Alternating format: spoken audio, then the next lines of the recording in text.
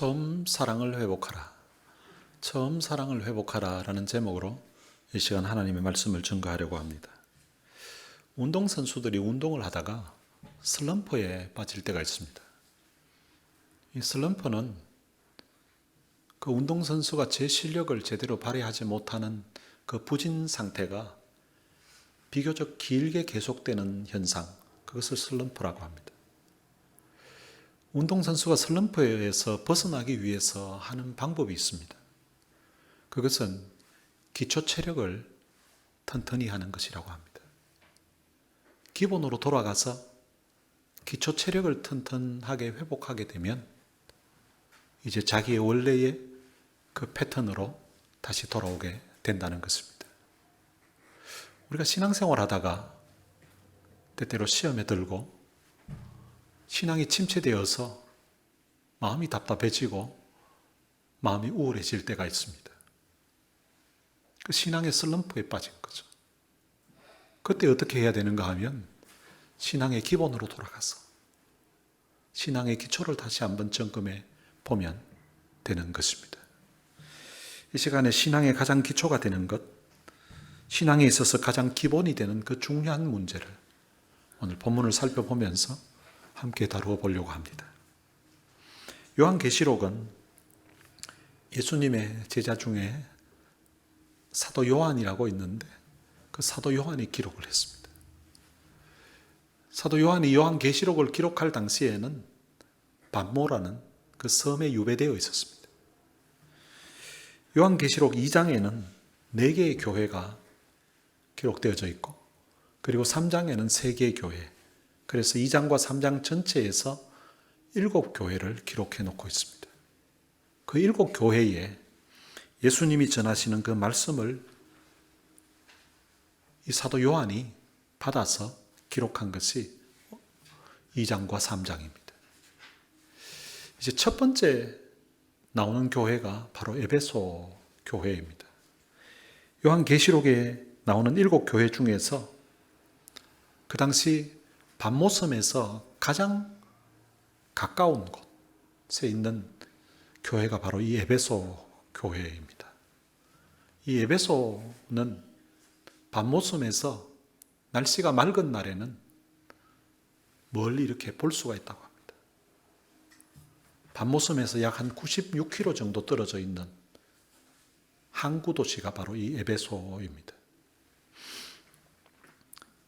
이번에 제가 방문했던 그 지역에서 불과 한 10분 정도 떨어져 있는 곳이 바로 이 에베소 교회가 있는 곳이었습니다. 에베소에 사도 바울이 방문해서 그곳에 교회를 개척했습니다. 그리고 바울이 그곳에서 3년 동안 성도들을 가르치고 그곳에서 제자를 삼는 사역을 했습니다. 이 3년이라는 기간은 사실 요즘 생각하면 굉장히 짧은 시간인데요. 그런데 사도 바울은 한 교회에 오래 머문 것이 아니라 한 곳에 가서 교회를 세우고 또 그리고 또 옮겨가고 또 거기에 교회를 세우고 그리고 나서 이제 다시 교회를 또 방문해서 돌아보고 또 어떤 데는 사람들을 보내기도 하고 또 어떤 데는 편지를 써서 보내기도 하면서 그 당시 목회를 했기 때문에 사도 바울이 한 곳에 오래 머무른 곳이 많지 않습니다. 대부분은 3개월 미만이에요.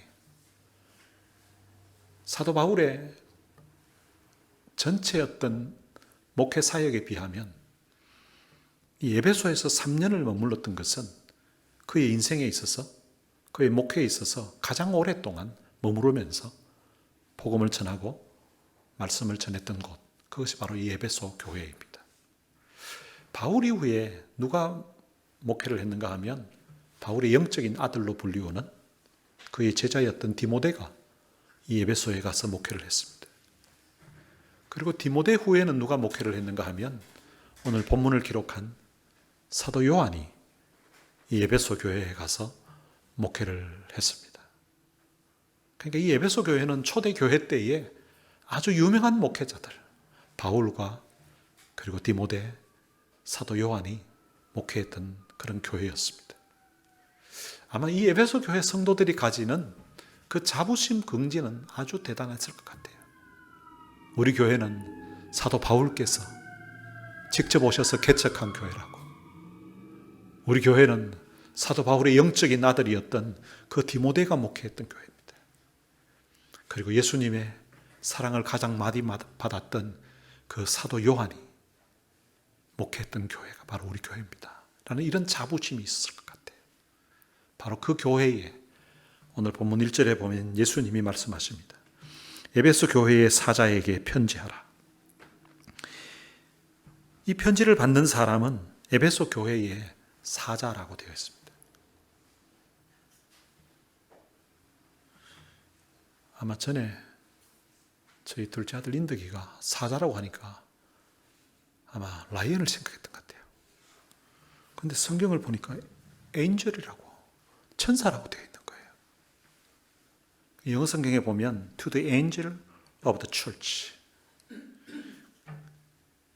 그 교회의 천사에게 편지하라고 이렇게 되어 있습니다. 이제 그 당시 어떤 시문학적으로 이렇게 천사라고 표현한 것이지만 사실은 천사가 아니라 에베소 교회의 대표자, 에베소 교회의 지도자에게 편지한다는 이런 의미입니다. 이걸 요즘식으로 표현하면 에베소 교회의 담임 목사에게 편지하라 이렇게 이해하면 될 것 같습니다. 이 편지를 보내신 분이 누구신지 그 다음 말씀하십니다. 오른쪽에 7별을 붙잡고 7 금촛대 사이를 다니시는 이라고 그렇게 말씀하고 있습니다. 오른손에 7별을 붙잡았다고 하는데 이 7별은 교회의 사자, 즉 요즘식으로 표현하면 담임 목사를 이야기합니다. 교회의 사자를 붙잡고 있다는 거예요. 그냥 교회의 사자를 바라보는 거, 그냥 지켜보는 것이 아니라 교회의 사자를 주님이 강력하게 붙잡고 계신다고 이렇게 표현하고 있고요. 그리고 7 금촛대 사이를 거니시느니, 이 금촛대가 무엇인가 하면 7 교회를 이야기하는 것입니다. 이 금촛대 사이에 그냥 서 계신 분이 아니라 그 7 금촛대 사이를 거니신다고 말씀하는 것은 바로 주님이 그 7 교회 사이를 직접 찾아다니시면서 그 교회 형편을 돌아보는 분으로 설명하고 있습니다. 바로 그 주님이 에베소 교회에 말씀하시는데 2절입니다. 내가 내 행위와 수고와 내 인내를 안다라고 이렇게 말씀하십니다. 에베소 교회 성도들이 지금까지 신앙생활을 어떻게 해왔는지 그들의 행위를 주님이 아신다는 거예요. 그리고 그들이 얼마나 주를 위해서 수고했는지, 복음을 위해서 수고했는지, 성도들을 섬기기 위해서 수고했는지를 주님이 다 아신다는 거예요. 그리고 내 인내를 안다고 합니다. 신앙생활하면서 때로는 박해를 당하고 어려움을 당하고 하는 그런 모든 상황 가운데서 참고 견디면서 인내한 그 모든 수고들을 주님이 다 알고 계신다고 하십니다. 그들을 향한 주님의 칭찬이에요. 그리고 악한 자들을 용납하지 아니한 것과, 아마 교회 안에 악한 자들이 아마 와서 교회를 어지럽게 하고 했던 그런 일이 있었던 것 같아요. 그런데 그런 악한 자들은 교회에서 저 인간은 우리 교회에 있어야 될 사람이 아니구나, 저거는 하나님의 사람이라고 볼 수가 없다, 저거는 사단이 역사하는 사람이다. 그래서 아마 그런 사람들을 더 이상 교회에서 활동을 하지 못하도록 했던 것 같습니다. 그리고 자칭 사도라 하되 아닌 자들을 시험하여 그의 거짓된 것을 내가 드러낸 것과, 자칭 사도라고 했다는 거예요. 그들이 와서 제가 사도입니다, 나는 사도라니까요 하면서 나름대로 성경을 이야기하고 예수를 이야기하고 했는데, 근데 교인들이 들어보니까 저게 옳은 복음이 아닌 거예요. 그들이 전하는 예수님도 이상한 거예요. 그들이 전하는 하나님도 이상한 거예요. 저건 아무래도 가짜인 것 같다. 그래서 교인들이 그것을 보고 시험을 해봤다는 거예요. 그래서 그들이 전하는 말과 그들의 행동을 보니까 이건 가짜라고. 요즘식으로 표현하면 어떤 목사가 왔는데, 근데 목사가 보니까 설교를 하는데 이 내용이 이게 보니까 영 다른 거예요. 그리고 설교 내용뿐만 아니라 삶을 보니까 이거는 삶은 더 엉망으로 사는 거예요. 그래서 이 사람은 옳은 목사가 아니라고. 저건 이단이라고. 이래가지고 당신은 우리 교회에서 나가라고. 이렇게 해서 그 거짓을 드러내었다는 것입니다. 여러분, 이것을 드러낸다는 것은 쉬운 일이 아닙니다. 6절에 보면 오직 내게 이것이 있으니 네가 니골라당의 행위를 미워하는도다. 나도 이것을 미워하노라. 그 교회에 니골라당이라는 초대교회에 유명했던 이단이에요. 이 니골라당이 와서 활동을 했는데 그런데 이 사람들을 보고 미워했다는 것입니다. 주님도 나도 그 니골라당을 미워한다는 거예요. 그런데 니골라당이 도대체 어떤 일을 했는지는 오늘 본문에서는 표가 나지 않는데요. 그런데 2장 14절과 15절에 보면 이 니골라당이 도대체 어떤 내용을 그들이 주장하고 가르쳤는지 그 내용이 나와 있습니다. 그러나 내게 두어 가지 책망할 것이 있나니 거기 내게 발람의 교훈을 지키는 자들이 있도다. 발람이 발락을 가르쳐 이스라엘 자손 앞에 걸림돌을 놓아 우상의 제물을 먹게 하였고 또 행음하게 하였느니라. 이와 같이 내게도 니골라당의 교훈을 지키는 자들이 있도다. 그 당시에 이 발람의 교훈을 가르치는 자들이 있었는데 그 내용하고 이 니골라당 교훈하고 같았다는 거예요. 그래서 이들의 교훈이 뭔가 하면 우상의 제물을 먹게 하였고 그리고 행음하게 하였다는 것입니다. 그러니까 이 사람들이 우상 숭배하도록 부추기고요.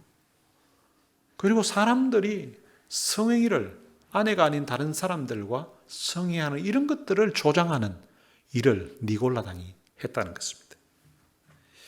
그럼 초대교회에 유행했던 이단들이 여러 이단들이 있는데 그 이단들을 크게 나누면 두 가지로 나누어집니다. 하나는 율법주의예요. 이 율법주의는 율법을 지켜야 된다는 거예요. 예수만 믿어서 구원받는 것이 아니라 율법대로 할례를 받아야 되고 예수만 믿으면서 구원받는 것이 아니라 율법 말씀을 지켜야 되고 율법의 절기를 지켜야 된다. 이러면서 주장하는 율법주의자들이 있었습니다. 그리고 또 하나는 무율법주의자들이 있었습니다. 이 무율법주의자들은 우리가 예수를 믿음으로 말미암아 구원받았기 때문에 이제 율법은 우리하고 상관이 없어. 그래서 우리는 이제 마음대로 살아도 된다고.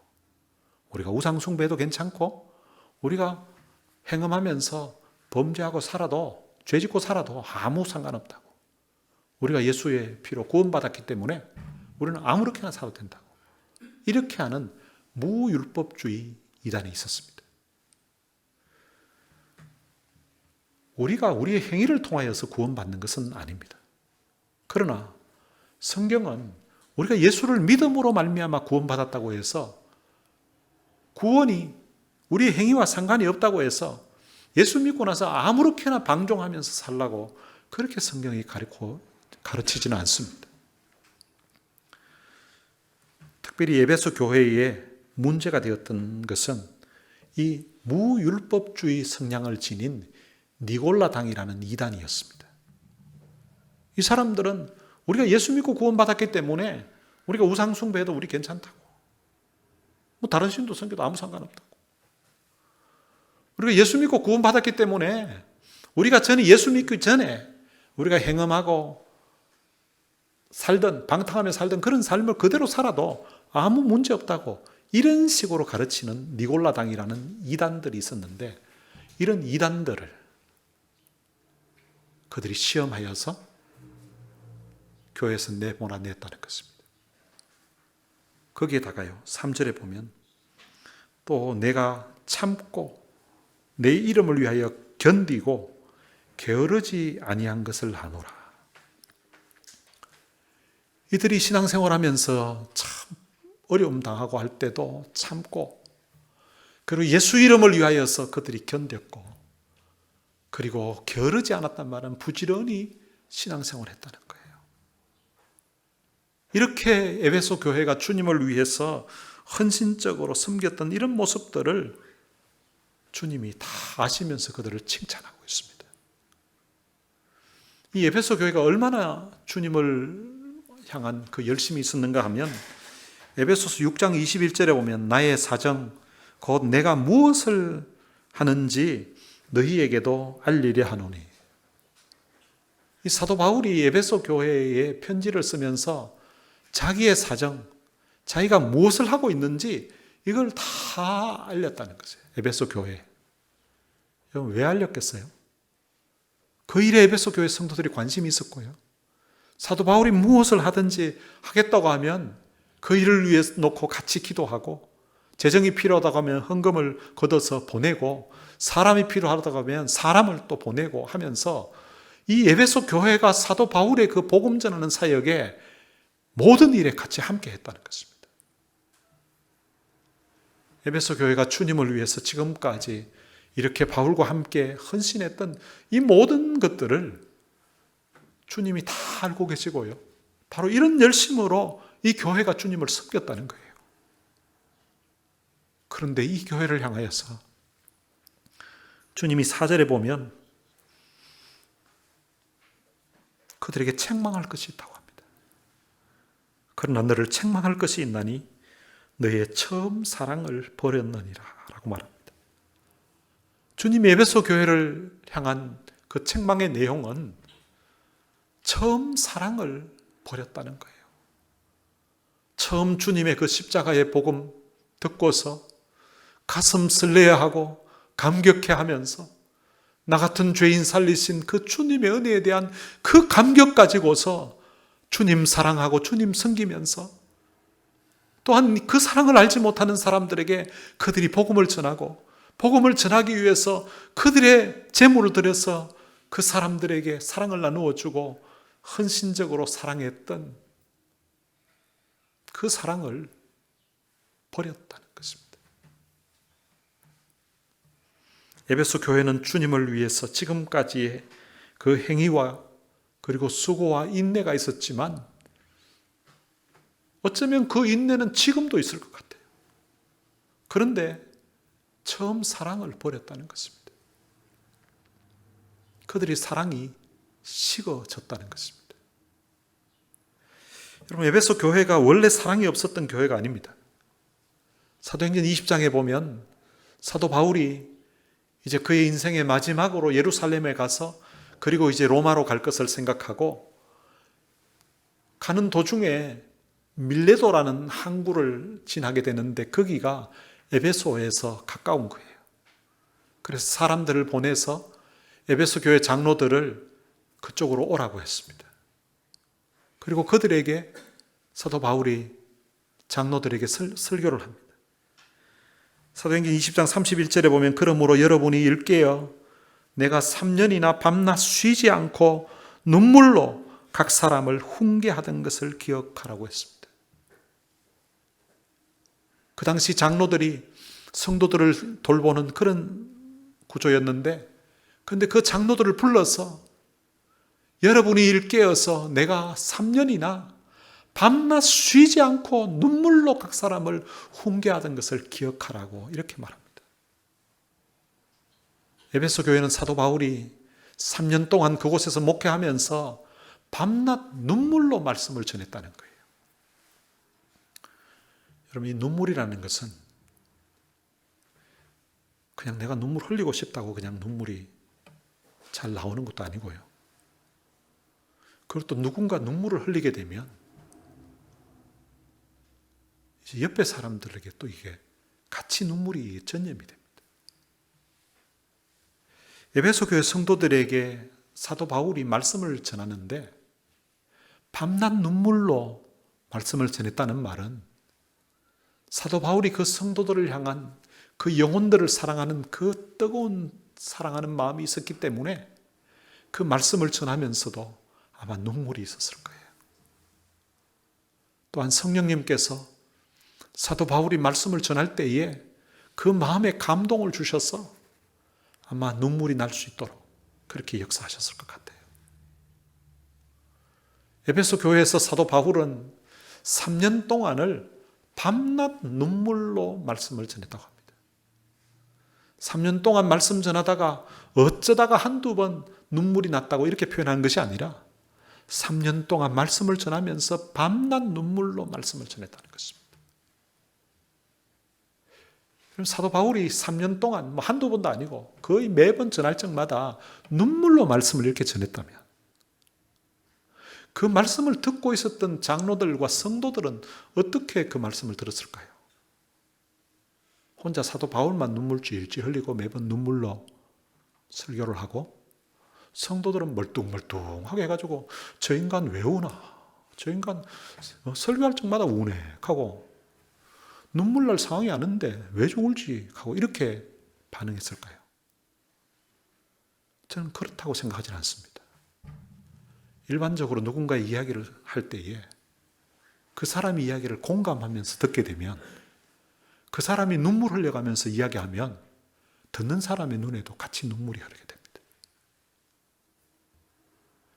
아마 사도 바울이 눈물로 설교할 때 아마 그 교회 장로님들도 그 교회 성도들도 말씀 들으면서 아마 눈물로 그 말씀을 들었을 것이라고 생각됩니다. 그런 상황이 사도행전 20장 36절과 37절을 보면 짐작하게 합니다. 이 말을 한 후 무릎을 꿇고 그 모든 사람들과 함께 기도하니, 그러니까 여기 모든 사람의 에베소 교회 장로님들과 그리고 사도 바울 그리고 바울의 일행들이 같이 있는 거예요. 마지막 고별 설교를 하고 난 다음에 이 말을 한 후에 무릎을 꿇고 그 모든 사람들과 함께 기도하니 다 크게 울며 바울의 목을 안고 입을 맞추었다고 기록하고 있습니다. 바울이 에베소 교회 장로들에게 고별 설교를 한 후에 장로들과 같이 무릎을 꿇고 기도를 했습니다. 그때 다 크게 울었다는 거예요. 바울도 크게 울었을 것입니다. 에베소 교회 장로들도 다 크게 울었을 것입니다. 여러분, 헤어질 때에 사랑하는 마음이 없으면 눈물이 없습니다. 우리가 한국에서 오랜만에 친정엄마가 찾아오고 또 엄마가 찾아오고 뭐 이렇게 해서 여기서 참 지내다가 이제 공항에 배웅할 때가 있습니다. 그러면 떠나가시는 친정엄마도 울고 보내는 딸도 공항에서 같이 울게 됩니다. 근데 사이가 별로 안 좋은데 와가지고 힘들게 하다가 이제 떠나가잖아요. 떠나가는 그런 친구든지 지인이 있으면은 그 공항에서 헤어지면서 안 옵니다. 아이고, 이제 살았다 싶고, 이제 인간 가게 돼가지고 이제 속 시원하다 싶고, 잘 가라 그러고 그냥 웃으면서 헤어지지, 막 눈물 흘리고 뭐 이러질 않아요. 다 크게 울었다는 말은 너무너무 서로 사랑했었다는 그런 말이에요. 에베소서 1장 15절에 보면 이로 말미암아 주 예수 안에서 너희 믿음과 모든 성도를 향한 사랑을 나도 듣고 내가 기도할 때에 기억하며 너희로 말미암아 감사하기를 그치지 아니하고.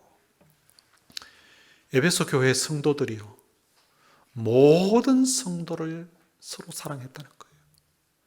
그런데 그 이야기를 듣고서 사도 바울이 하나님 앞에 감사하기를 그치지 않았다고 합니다. 그러니까 이 에베소 교회는 처음 예수님의 그 복음을 받아들이고서 주님을 사랑할 뿐만 아니라 모든 성도들을 서로 내 형제처럼 서로 사랑하면서 돌보면서 사랑하는 그런 사랑이 충만했던 교회였습니다. 그 사랑의 소식을 전해 듣고서 사도 바울이 그거 생각하니까 너무 감사해서 하나님께 기도하기를 그치질 않았다는 거예요. 감사 기도를. 그리고 6장 24절에 보면 우리 주 예수 그리스도를 변함없이 사랑하는 모든 자에게 은혜가 있을지어다 라고 축도를 합니다. 우리 주 예수 그리스도를 변함없이 사랑했던 사람들이 바로 이 에베소 교회 성도들이었습니다. 그런데요, 지금은 그 사랑이 식어져 버린 것입니다. 아니, 그 처음 사랑을 버렸다고 이렇게 기록하고 있습니다. 처음에는 예수 그리스도의 그 십자가의 복음을 듣고 죄사함 받은 그 은혜가 너무 커서, 받은 구원이 너무 감사해서 참 너무 감격스럽게 뜨겁게 주님을 사랑하고, 그 주님 사랑하는 그 마음 가지고서 성도들을 사랑하고 복음을 전하면서 그렇게 신앙생활을 했었는데, 그 사랑을 버렸다는 것입니다. 아이가 자라서 이제 대학을 가면서 기숙사로 들어갔습니다. 아내가 남편에게 할 말이 있다고 합니다. 나는 지금까지 아이 때문에 참고 살았어요. 나는 더 이상 당신을 사랑하지 않아요. 그런데 아이 결혼할 때 아빠 없는 모습으로 결혼식을 하는 것을 원하지 않아요. 그때까지 이 집안에 같이 있겠어요. 오늘부터는 나는 아이 방에 가서 잘 거예요. 밥이랑 청소랑 빨래랑 내가 지금까지 하던 것은 계속 하겠어요. 아이한테는 이 사실을 이야기하지 말아주세요.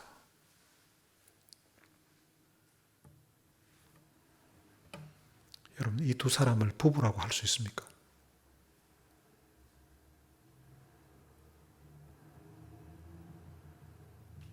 교회에 와서 수고를 합니다. 교회에 와서 찬양팀으로, 교회에 와서 또 청소도 하고 음식도 합니다. 그런데 그 마음에 주님을 사랑하는 마음이 사라져 버렸습니다.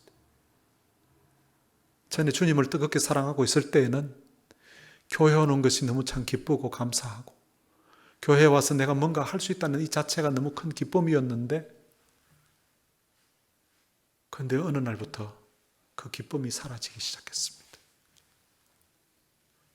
마음에 사랑이 있을 때에는 그냥 교회 오는 것 자체만 해도 그냥 기쁘고 좋았는데, 그런데 사랑이 사라지고 나니까 교회 오는 것 자체가 이제는 짐처럼 여겨지게 되었습니다. 한 시간 와서 예배 시간에 앉아 있는 것 자체가 부담이고, 그리고 교회에서 무슨 일하는 것 자체는 더 이상 하고 싶은 생각도 마음도 없어져 버렸습니다. 왜 그렇게 되었는가? 처음 사랑이 식어졌기 때문인 것입니다. 그런 에베소 교회 성도들에게 주님이 하시는 말씀이 5절에 있습니다. 그러므로 어디서 떨어졌는지를 생각하고 회개하여 처음 행위를 가지라. 만일 그리하지 아니하고 회개하지 아니하면 내가 내게 가서 내 촛대를 그 자리에서 옮기리라. 어디서 떨어졌는지를 생각해 보라는 것입니다. 언제부터, 어디에서 주님을 사랑했던 그 순수했던 그 마음, 그 열정이 식어지게 되었는지를 한번 생각해 보라는 것입니다. 사람들과의 어떤 관계 때문에 주님을 향한 사랑이 식어졌을 수도 있고, 때로는 가정의 어려운 일을 겪으면서 그런 일이 발생했을 수도 있고, 직장 생활에 사업에 너무 분주하게 살다 보니까 그런 현상이 찾아왔을 수도 있습니다. 어떻게 해야 되느냐? 회개하라고 말합니다. 회개는 가던 길에서 돌아서는 것입니다. 방향을 완전히 전환시키는 것입니다. 사랑이 식어지게 되었던 그 원인을 생각해보고 주님을 뜨겁게 사랑했던 그때의 마음으로 다시 돌아오라는 것입니다. 다윗 왕이 밧세바와 간음죄를 지었습니다. 왕의 힘으로 완전 범죄로 다 덮어버렸습니다. 더 이상 그것을 문제 삼는 이가 아무도 없다고 생각했습니다. 그런데 그날 이후부터 다윗의 마음에 기쁨이 사라졌습니다. 전에는 하나님 앞에 나가서 예배드리면 마음에 구원의 기쁨이 있었고 감격이 있었는데 그 범죄 이후로부터 마음에 기쁨이 사라지고 마음이 답답해지기 시작했습니다. 마음이 편하지 않았습니다. 어느 날 선지자 나단이 찾아와서 자기의 잘못을 지적해 주었습니다. 그날 다윗 왕은 자신의 체면을 내려놓고 내가 여호와께 범죄하였나이다 라고 회개했습니다. 시편에 보면 밤마다 눈물로 자기 혀를 적시고 자기 침상을 띄웠다고 합니다. 눈물로 자기가 하나님 앞에서 범했던 그 잘못을 밤마다 회개했다는 말입니다. 예수님의 제자 베드로가 예수님 모른다고 맹세하고 저주하면서 3번씩이나 부인하였습니다.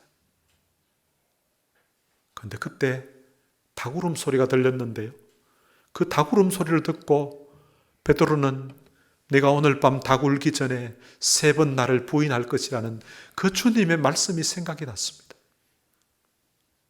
그래서 그는 얼굴을 들어서 주님이 있는 곳을 바라보았습니다. 그때 마침 주님이 베드로를 바라보고 계셨습니다.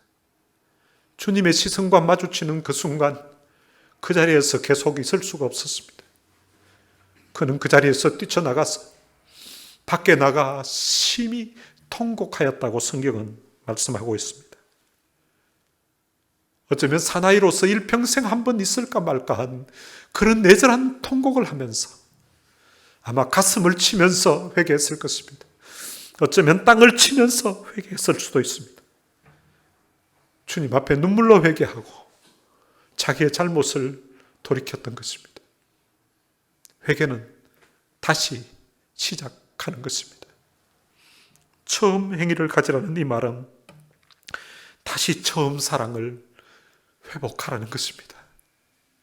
그런데 만일 그리하지 아니하고 회개하지 아니하면 내가 내게 임하여 내 촛대를 그 자리에서 옮기리라. 여러분, 촛대를 옮긴다는 말은 바로 교회를 그 자리에서 옮긴다는 말입니다. 이런 교회를 그 자리에서 옮긴다는 말은 그 지역에 교회를 아예 없애겠다는 그런 뜻입니다.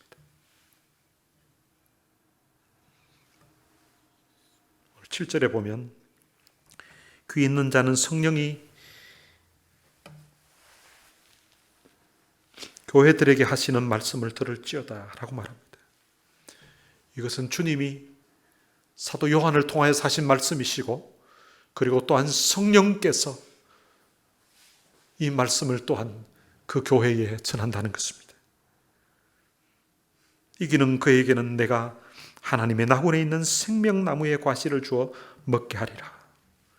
회개하고 돌아오면 하나님의 낙원에서 영원히 하나님과 교제하면서 살 수 있는 그런 은혜를 주시겠다고 약속하고 있는 것입니다.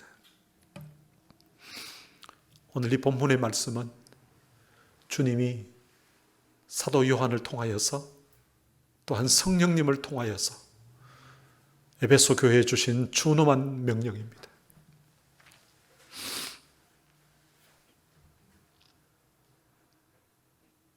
그런데 에베소 교회는 이 준엄한 주님의 명령을 듣지 않았습니다. 주님이 주신 이 준엄한 명령에 에베소 교회는 아무런 반응을 하지 않았습니다. 이 말씀을 무시했습니다. 이 에베소가 있는 지역이 바로 지금의 튀르키예입니다. 이번에 아버지 학교를 위해서 제가 방문했던 그 나라가 바로 튀르키예인데요. 나라는 엄청 큰데요. 그 나라를 이 7교회가 있는 곳과 그리고 사도 바울이 개척했던 그런 지역들을 이번에 돌아보고 왔는데요. 그 넓은 땅에 그리고 또 이스탄불 그 큰 도시에 아무리 다녀봐도 그 땅에 십자가가 없습니다. 그 땅에 교회가 없습니다.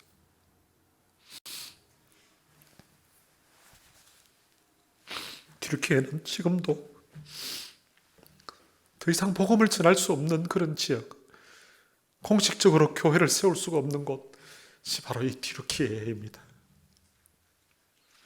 이 에베소 교회가 회개하지 아니하면 내 촛대를 옮기리라는 그 주님의 준엄한 경고를 무시한 결과가 바로 이렇게 된 것입니다. 사랑하는 성도 여러분, 혹시 주일날 예배 드리러 나오는 것이 짐처럼 느껴지시는 분이 있으십니까? 어떤 핑계거리만 있으면 그냥 교회에 빠지고 싶은 그런 분이 계십니까? 그리고 이렇게 교회에 와서 앉아 있어도 마음에 아무런 감격도 없고 아무런 감동도 없는 분이 있으십니까? 주님은 에베소 교회의 행위와 수고와 인내를 알고 계시듯이 여러분들이 지금까지 신앙생활을 해오고 인생을 살아왔던 그 모든 것들을 여러분들의 수고를 주님은 알고 계십니다. 전에 뜨겁게 주님을 사랑했었는데 혹시 바쁘게 살다 보니까 그 뜨거웠던 마음도 열심도 다 식어져 버리신 분이 혹시 있으십니까? 첫사랑을 잃어버린 가운데 아무런 감동 없이 아무런 감격 없이 예배 시간에 어쩔 수 없이 와 있는 분 계십니까? 다윗처럼 베드로처럼 다시 눈물로 회개하고 주님께로 돌아올 수 있게 되시기를 바랍니다.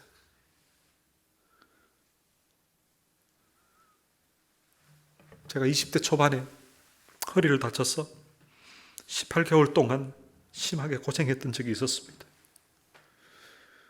근데 하나님의 특별한 은혜로 기도의 응답으로 치유가 되어서 지금은 건강한 몸으로 지내고 있습니다. 제가 인생을 살다가 신앙생활 하다가 때로는 힘들 때가 있습니다. 저는 그때마다 내 20대 초반에 허리 다쳐서 참 고통스럽게 지냈던 그때를 생각하게 됩니다. 아무리 힘들어도 내 인생에 그때만큼 힘든 적은 없었거든요.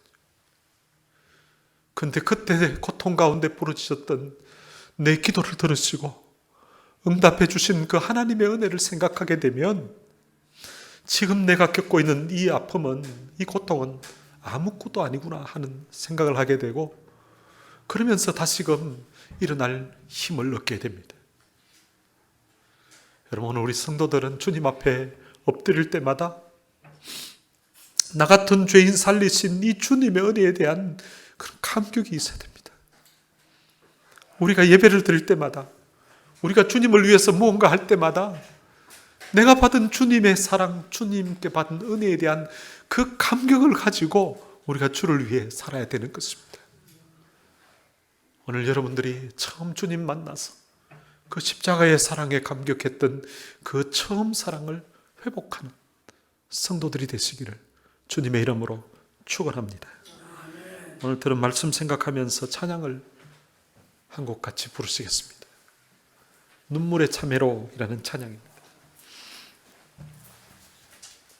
지금껏 내가 한 일이 주를 위한 일이었는지 지나간 세월 돌이켜 주님 앞에 아뢰옵니다. 이번에 튀르키예 갔다가 거기서 주일날 바울 기념교회에서 예배를 드리게 되었는데 그때 제가 이 찬양을 특송을 했었습니다. 부르는 제게도 감격이었고요, 듣는 이들에게도 감동이었다고 합니다. 오늘 들은 말씀 생각하면서 오늘 이 가사의 의미를 생각하면서 함께 이 찬양 부르시겠습니다.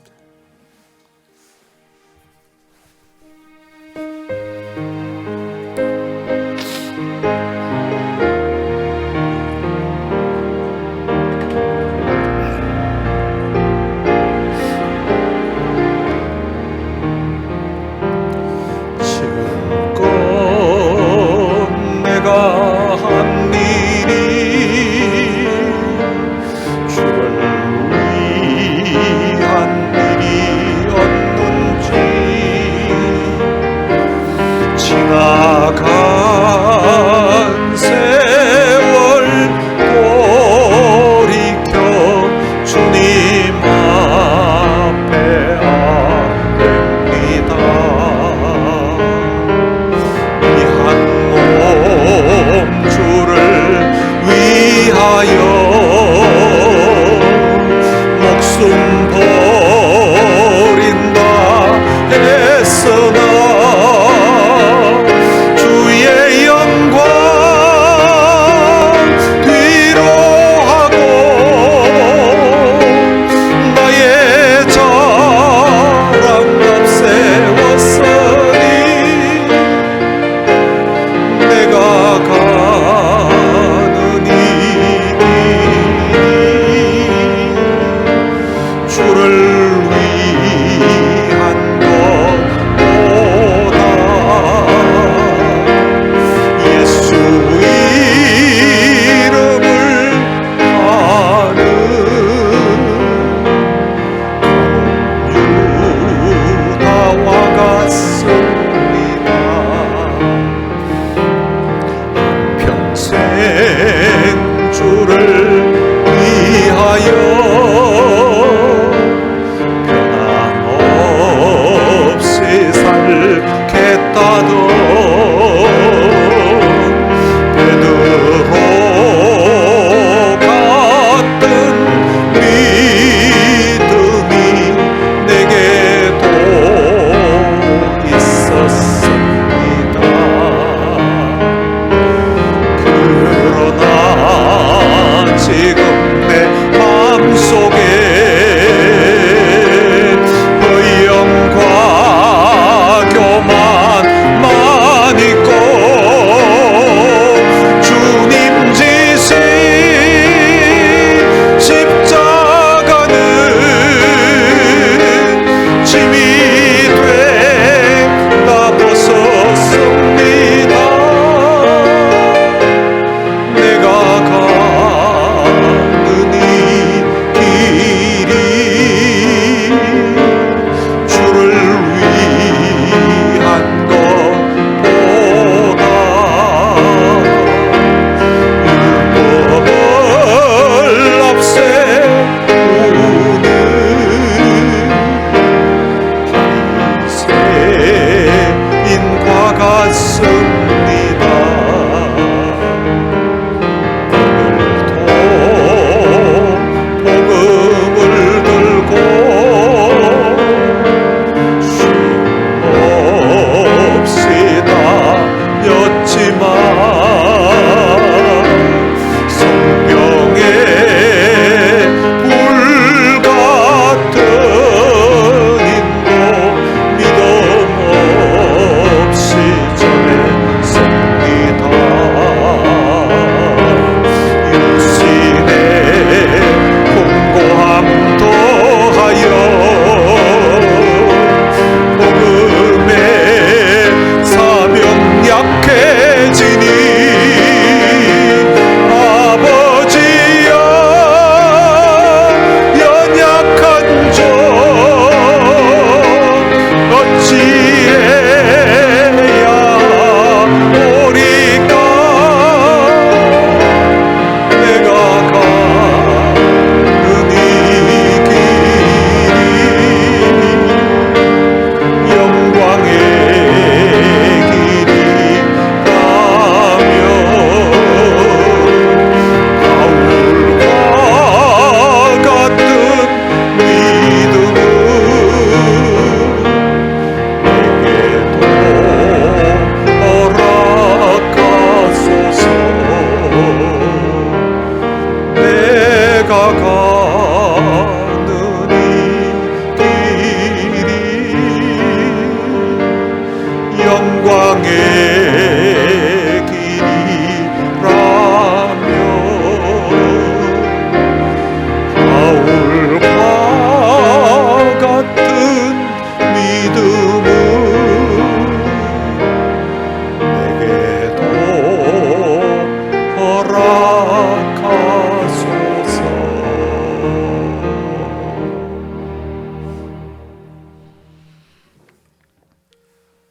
허락하소서. 들은 말씀 생각하면서 우리 같이 한번 기도했으면 좋겠습니다. 혹시 처음 사랑을 잃어버리신 분 있으십니까? 너무 분주하게 살다 보니까, 너무 세상 일에 바빠서 주님 만나서 참 감격해하고 십자가의 사랑에 녹아졌던 처음 사랑에 대한 그 기억을 잊고 살고 있지는 않습니까? 그 주님에 대한 그 첫사랑의 그 기억을 한번 떠올려 보시기를 바랍니다. 기도하는 가운데 다시 처음 사랑으로 회복되는 그런 은혜를 주옵소서. 우리 다 같이 통성으로 기도하시겠습니다. 살아계신 아버지 하나님, 은혜를 감사합니다. 주님 앞에 나와서 예배드리는 가운데 처음 사랑을 회복하라는 이 말씀을 통하여서 내 마음에 도전 주시고 내 마음에 은혜를 주시니 감사합니다. 하나님, 주님 처음 만나서 참 감격해하고 십자가의 사랑에 녹아졌던 주님 그때의 그 감상, 그 감격, 주님 생각만 해도 너무 좋았고 주님 찬송할 때 주님 가슴 설레어 부풀었던 그 처음 사랑의 때를 다시 회복할 수 있도록 은혜를 베풀어 주시기를 원합니다. 찬송할 때 마음에 말할 수 없는 그런 기쁨과 감격이 있었던 그때로 다시 회복되게 하여 주시기를 원합니다. 기도할 때에 내 마음이 뜨거워졌고 내 가슴이 뜨거워졌던 그때로 다시 돌아갈 수 있도록 주님 도와주셔서 가슴에 불이 붙을 수 있도록 우리 하나님 은혜를 베풀어 주셨습니다. 말씀 들을 때에 마음이 뜨거워졌었고 말씀 들을 때에 주님 그 말씀 붙들고서 믿음으로 살기로 주님 결단했던 그때의 주님 그 신앙으로 그때로 주님 돌이킬 수 있도록 은혜를 베풀어 주시옵소서. 오늘 이 시간 우리 주님 앞에 나와서 함께 예배드리며 함께 기도하는 사랑하는 우리 성도들 심령에 하나님이 이 시간 은혜를 베풀어 주셔서 오늘 주님 만났을 때의 그 첫사랑의 그 감격, 첫사랑의 그 은혜를 다시 회복할 수 있도록 우리 하나님 도와주시기를 원합니다. 십자가의 사랑에 우리의 마음이 녹아지게 해주시고 십자가의 사랑 앞에 우리의 강팍했던 마음도 우리의 교만했던 마음도 우리의 이기적이었던 주님 욕심도 주님 다 내려놓았던 그때로 다시금 돌아갈 수 있도록 우리 하나님을 도와주옵소서. 아직 주님 신앙생활하면서 이 첫사랑의 감격을 모르는 사람들이 있습니까?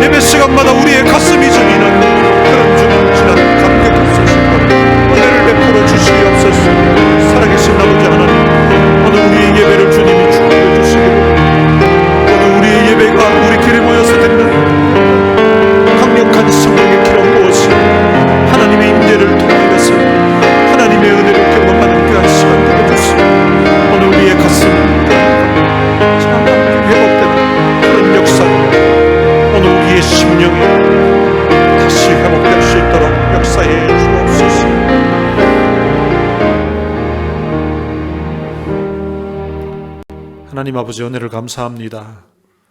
오늘 거룩한 주일을 맞이하여서 주님 앞에 나와서 예배드리던 중에 처음 사랑을 버렸던 에베소 교회를 향하신 그 주님의 준한 경고를 또한 우리의 귀로, 우리의 가슴으로 들을 수 있도록 해주신 것 참으로 감사합니다.